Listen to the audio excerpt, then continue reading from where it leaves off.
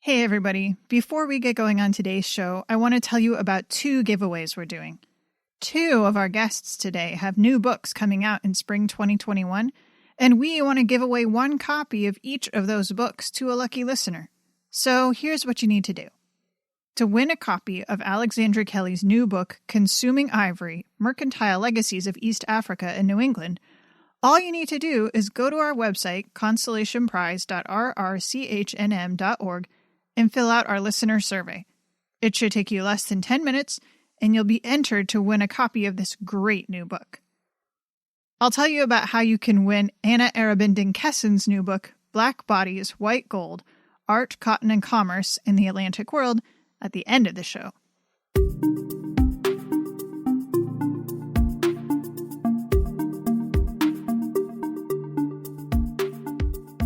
Imagine your clothes for a second. Think of all the things you have in your closet or your drawers. Now, think of how many of those things have a visible manufacturer's logo on them, like Old Navy or Louis Vuitton. Now, imagine that those garments were made of coarse, plain, uncolored cotton, except for that manufacturer's mark. That doesn't sound particularly appealing to me. I like colors and patterns in my clothes. But cloth like that, plain, coarse cotton, except for that all-important manufacturer's mark, was partially responsible for the creation of an American consulate in the city of Zanzibar, and it was key to keeping the merchants of Salem, Massachusetts in business in the 1830s and 1840s. I'm Abby Mullen, and this is Constellation Prize, a podcast where we look at the history of the United States in the world through the eyes of its consuls. Today we're going to Zanzibar, an island on the eastern coast of Africa, where we're going to learn how this cloth, Merikani cloth, helped to create the consulate in Zanzibar, and what happened after that. The first consul to Zanzibar was named Richard Waters. He went in order to establish the trade of one particular part of the United States, Salem. But in order for him to succeed, he had to understand and break into a system of trade in the Indian Ocean that had been working for hundreds of years. Okay, so let's start with the important stuff. Where is Zanzibar? If you're like me, or if you are me before this episode, you don't know where Zanzibar is. You might not have even known that it's a real place. The name Zanzibar just sounds kind of fanciful, probably all those Z's in the name. But Zanzibar is a real place. It's an island. Today, the island is called Unguja. It's on the eastern side of Africa, in the Indian Ocean, north of Madagascar. In the 1830s, which is the time period we're interested in, Zanzibar was a bustling trade port. It was part of the Sultanate of Oman. Now, that's kind of weird, because Oman is not that close to it. Oman is on the Arabian Peninsula, far north of Zanzibar. It's actually about the same distance from San Francisco to Washington, D.C., as it is from Oman to Zanzibar. It's important for our story that Zanzibar was under Omani control, so let's talk for just a minute about how it got that way. Alexandra Kelly, a historian of East Africa, tells us that from Oman, merchants traveled out all around the Indian Ocean, including Zanzibar. Because they had to follow the monsoon winds, they would end up spending months at a time in various ports around the Indian Ocean. They often had families and children in these ports, and then they would return back to the Hadramaut on the Arabian Peninsula, and they would send their sons back, to the Arabian Peninsula to be educated, or they would go back there to be buried. And so they created this whole system of Islamic scholarship and mercantile networks in the Indian Ocean. And so that already existed prior to, the 1800s.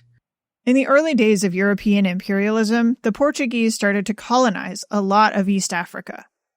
But the rulers of the region weren't quite ready to give up their land without a fight. The Swahili sultans are petitioning the Omanis to help them oust the Portuguese. And so the Omanis end up doing that very successfully. And I think it's by the end of the 17th century, they'd mostly kicked the Portuguese out of East Africa. The Omanis just stuck around in Zanzibar after they got rid of the Portuguese. In fact, in the 1820s and especially by the 1830s, Saeed bin Sultan, the Omani ruler, wanted to move toward Zanzibar as a primary base of operations for a lot of reasons. At that point, the Omani Sultanate is based in Muscat, and there's a lot of rival dynasties and succession disputes. And so I think he found Zanzibar appealing because, one, when he was in Zanzibar, he sort of got away from all the political turmoil of Muscat. But then he also realized that there was a big trade possibility in East Africa, and that if he could consolidate all those goods to funnel through Zanzibar, then he was in a position to make, huge profits off of Western demand for East African goods and, Indian demand for East African goods. Zanzibar became known for a lot of different commodities that Westerners might want. Things like ivory and gum copal, which is a key part of furniture varnish, and things like cloves. Yes, that spice that makes me think of Thanksgiving or Christmas pie. In return for these goods from East Africa, Westerners, Americans in particular, brought a number of goods to trade. One big one was guns, which the Sultan was particularly interested in. But the driving force behind American trade was that cloth we already talked about, Merikani. And Salem was in the forefront of that trade. There had been American ships in the Western Indian Ocean since before the United States existed, back when there were British colonies, and the town of Salem had really made its money, made its name after American independence by sailing at least through this region. That's Joshua Morrison, who studies American interactions with Oman. He told us that Salem merchants were very good at what they did, but world events caused a major shift in their strategy. The War of 1812 crippled American maritime trade. After the war, northern merchants tried to pick up the pieces and restart it. At that point, Salem had to compete with bigger, wealthier ports like Boston and New York, where steam technology was starting to take off. The merchants in Salem, who are decently rich, very experienced with this type of deal, they basically have to go back to the drawing board and look for new places to send ships. So they're sending out all of these little ventures to places really around the world. And it's really almost happenstance that they'd also been doing some trade up to Madagascar and up to the Arabian Peninsula. And basically Zanzibar is on the way, and they stop there occasionally. And that's really what gets us going, is Zanzibar is one stop out of many, and they're kind of searching for prospective markets. Salem merchants were looking for markets for a lot of goods, but in particular, in the 1820s, textile mills in Lowell and elsewhere were starting to make a big dent in the world market for cloth, the cloth that became known as Merikani. Anna Arabindin Kessin, a historian of visual culture and the African diaspora, helps us to understand what's so interesting about this cloth. It was imitating Indian cloth production. It was used in different ways as wrappers, but then it was also easy to dye and, reformat. And the British, started getting in on that to appropriate the trade there. And then the Americans were then competing with the British imitations of Indian textiles. And so it was the American imitations of British. East Africans knew that these European and American imitations were not as good quality as the Indian textiles.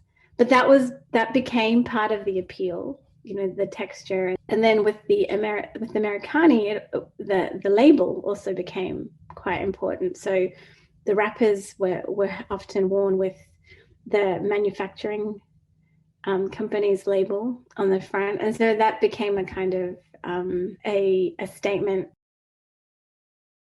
Salem merchants were the ones who could take those textiles with those designer logos to the people that wanted them. By 1826, Salem merchants had made their first stop at Zanzibar, and it became one of their frequent trade destinations.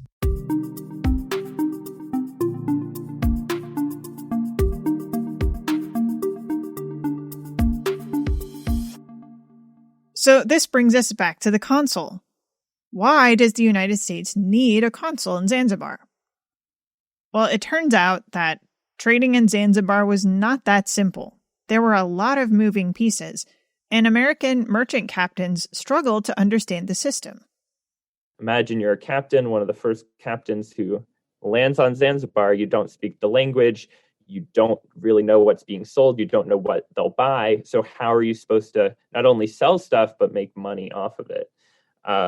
So if you have some sort of formal relationship between your government and this foreign government, at least maybe there'll be some very broad rules that will limit outright exploitation or something like that. So in 1833, a diplomat named Edmund Roberts negotiated a treaty with Zanzibar. It was just one of several treaties that he instigated with nations in the Indian Ocean world. This treaty was the first commercial treaty Oman signed with a Western nation.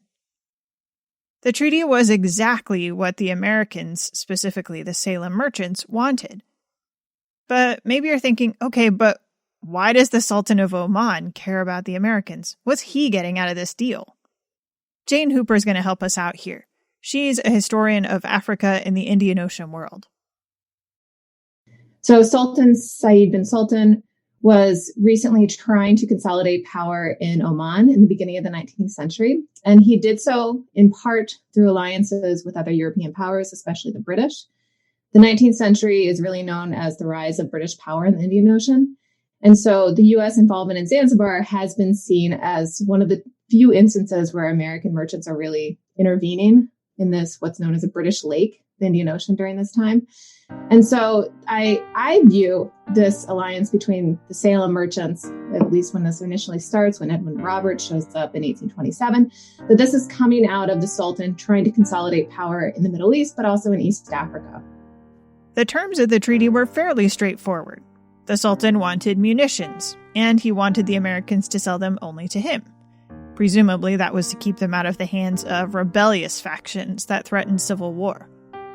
The treaty also gave Americans and Omanis most favored nation status with each other. Well, for the United States, what this means is that they get the same deal as the British did.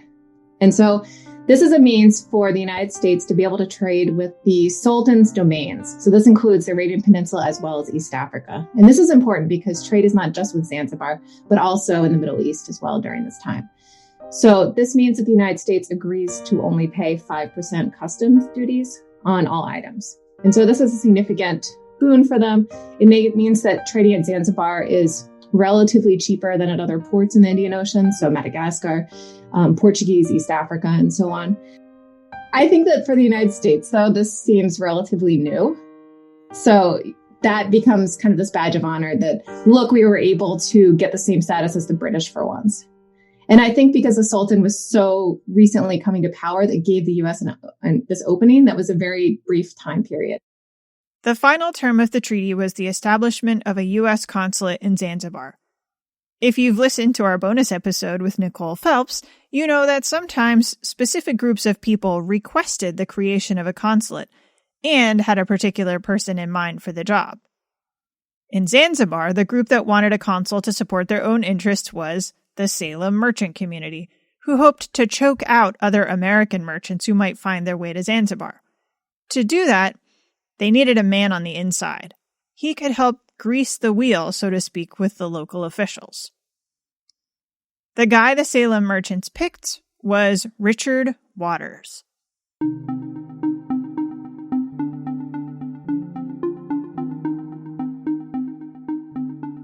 To be honest, Waters didn't seem like anything special. But he was part of the Salem mercantile community, which was very close-knit and family-based. He has two brothers who are involved in kind of international trade. At least one of his brothers is already a captain and has sailed for some of these merchants before. And right about the time that Richard Waters is named consul, he's sailing ships to Zanzibar and around the whole area. So Richard Waters is kind of a young man. He is maybe trying to edge his way into being a merchant in his own right. When Waters arrived in Zanzibar in 1837, he had no idea what he was doing. He didn't speak Arabic, or Bantu, or Swahili, or any of the other local languages, and he knew very little about the customs of the port. He's being welcomed by these Arab representatives who, luckily for him, speak English. So he's welcomed them onto his ship, and then he offers them some wine, and they refuse because they're Muslim and they don't drink alcohol. And so he's like scribbling this down in his notes afterwards, that they refused for religious reasons. So right off the bat, it's clear that he is not really an expert on the situation, which there's no real way he would be. Nevertheless, Waters had a job to do, to establish and support American trade, specifically Salem trade. Waters had 3 priorities for his tasks in the port: his duties to the United States, his duties to Salem, and his duties to himself. I am willing to work hard for a few years and be separated from dear friends if I can acquire a necessary portion of riches. Not that I mean to make gold my god, but feel that I am in the performance of duty, well engaged and in honest business in acquiring riches. I want money for my own sake, for my dear mother's, sisters, and brother's sake, and to do good with. As a consul, Waters was responsible for maintaining ties with the local officials. This was a challenge for Waters, who had very little in common with the people he was supposed to be working with. He was shocked, I think, at the level at which the trade success in Zanzibar was dependent on interpersonal relationships, and his status as U.S. consul didn't really grant him anything in terms of authority or ability to maneuver trade in Zanzibar.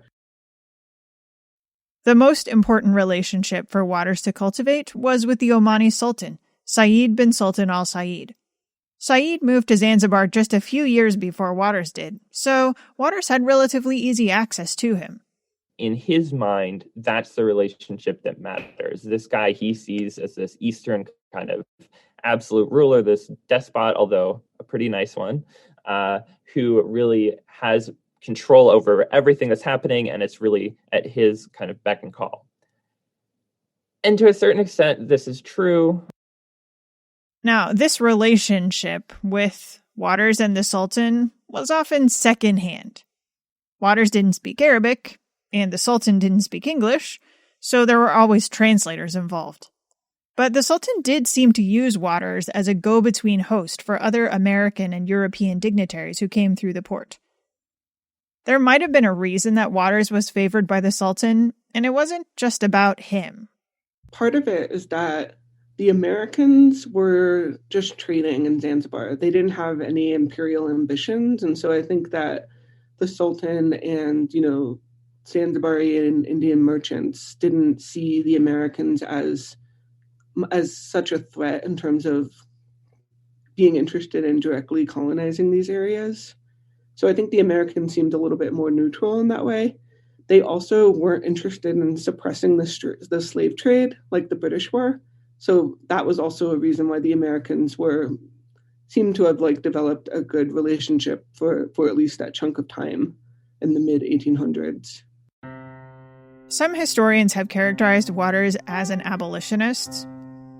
Waters may have been personally opposed to the slave trade, but he came from a town that sold cloth made from cotton picked by enslaved people, and now he lived in a town where the slave trade was a key part of the economy. It was sort of a necessary precondition for any consul in Zanzibar, or to be frank, really anywhere in the world, to turn a blind eye to slavery.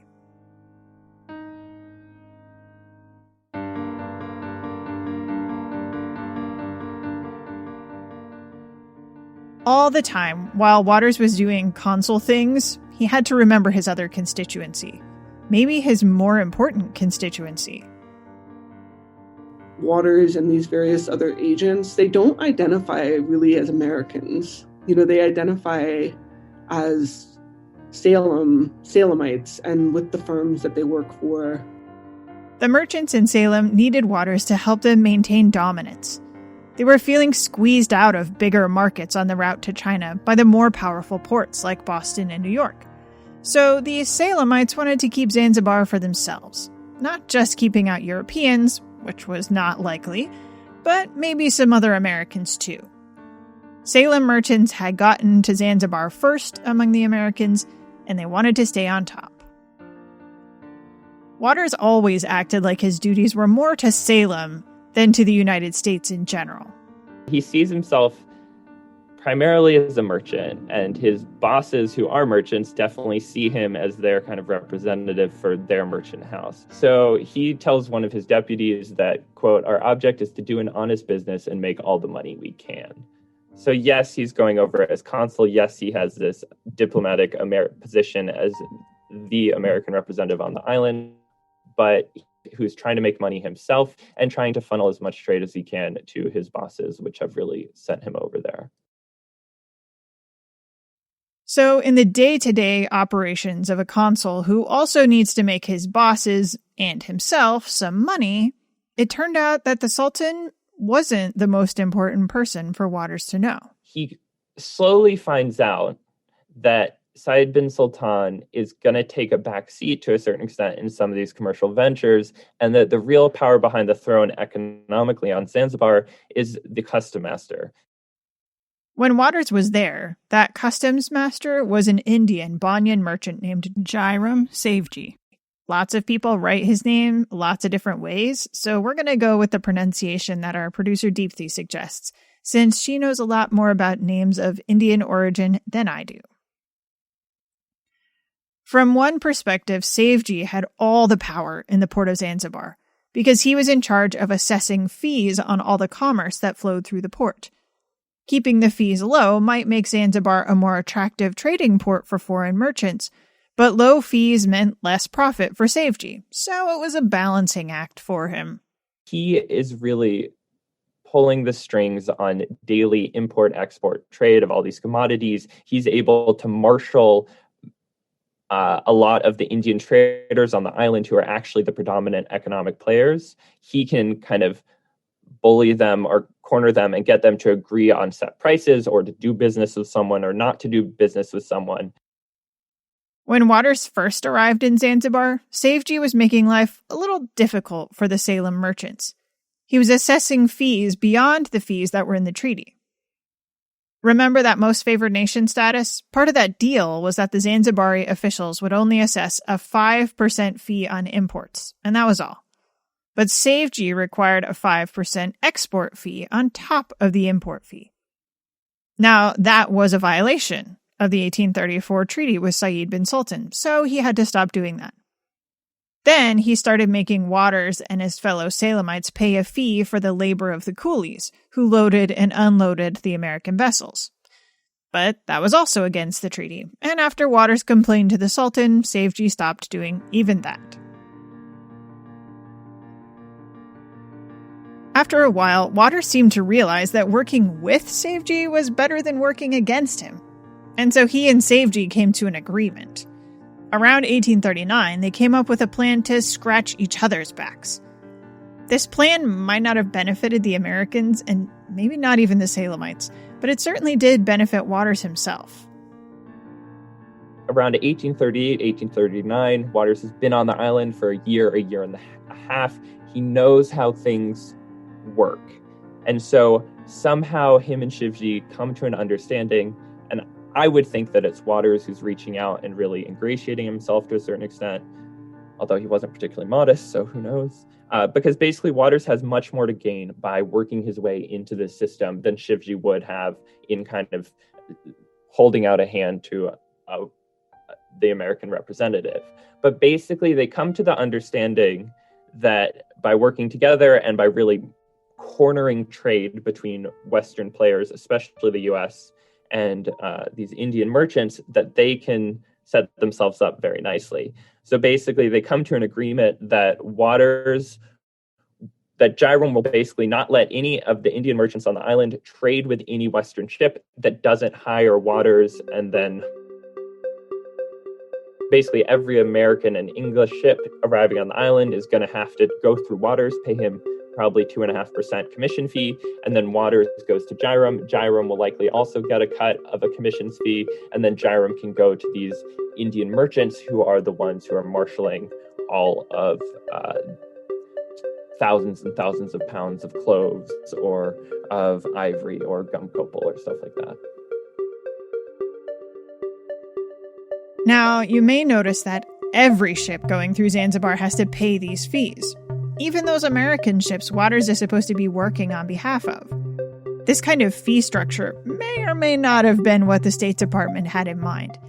It certainly had the effect of making him unpopular amongst the merchants in the area, and Waters had already gotten off on the wrong foot with many of them since the day he got there.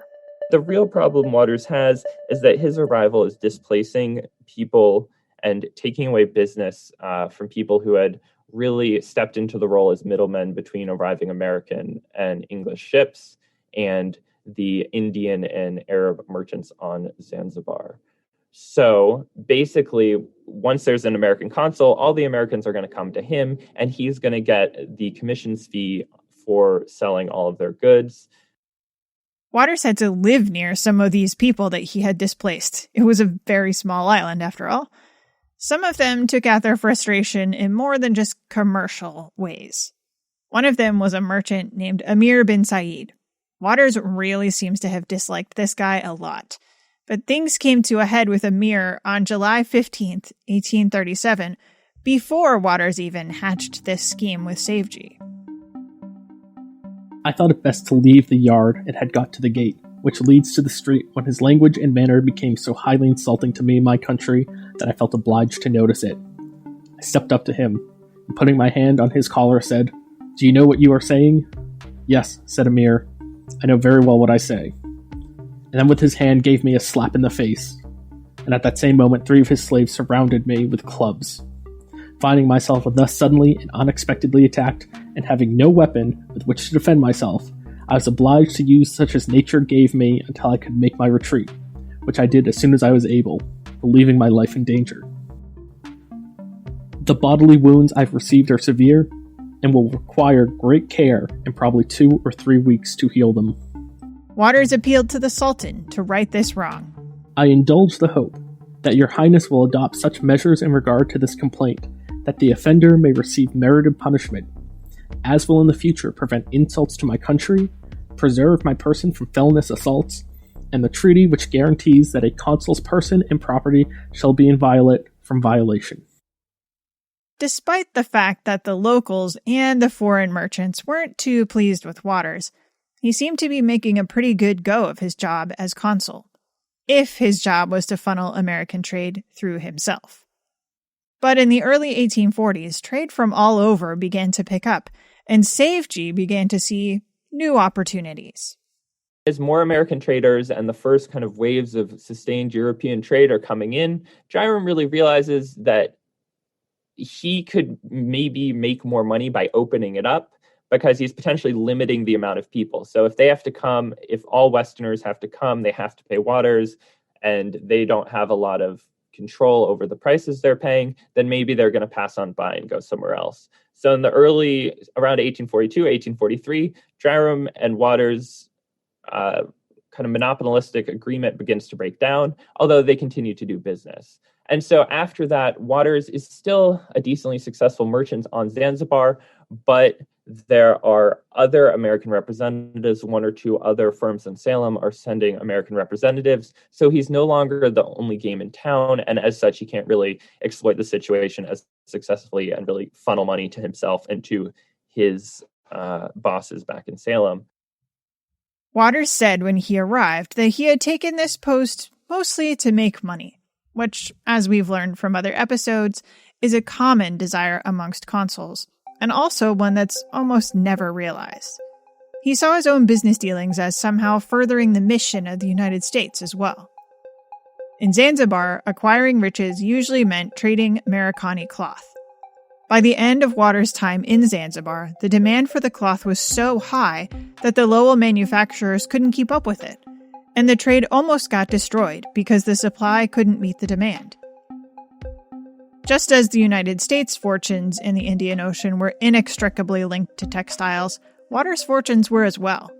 He understood the value of the Merikani. When he left the consulship in 1845, He returned home to Massachusetts and got involved in a new technology that would make Mericani manufacturing quicker. As president of the Naumkeag Steam Company, he helped the Massachusetts mills to become faster and more efficient by using new technology. Steam, the very technology that had forced Salem merchants to seek out Zanzibar in the first place.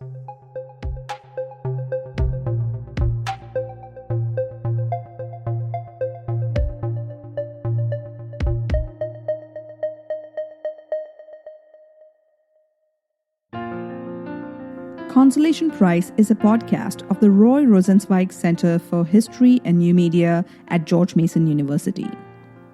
This episode was produced by Abby Mullen and me, Deepthi Murali. It was fact-checked by Chris Stinson. Our music is by Andrew Cote. Our voice actor is Dan Howlett. Special thanks to our experts, Alexandra Kelly, Joshua Morrison, Anna Arabindin Kesson, and Jane Hooper.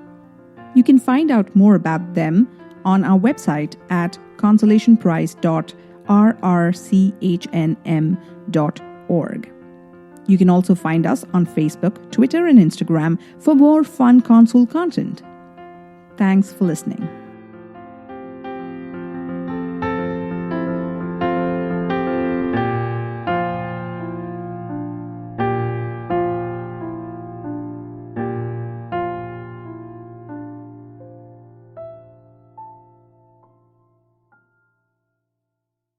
Hey y'all, it's Abby again. We want to give away a copy of Anna Arabindin Kesson's new book, Black Bodies, White Gold, Art, Cotton, and Commerce in the Atlantic World. What do you need to do to win a copy? You need to follow us on your social media platform of choice. We're on Twitter, Facebook, and Instagram. You can find links to our places at consolationprize.rrchnm.org. And then you need to tag 2 friends that you think should be listening to Consolation Prize in the post's comments or replies for this episode. That's it. One lucky winner will get a new copy of this great book as soon as it's released in the spring. Thanks again for listening.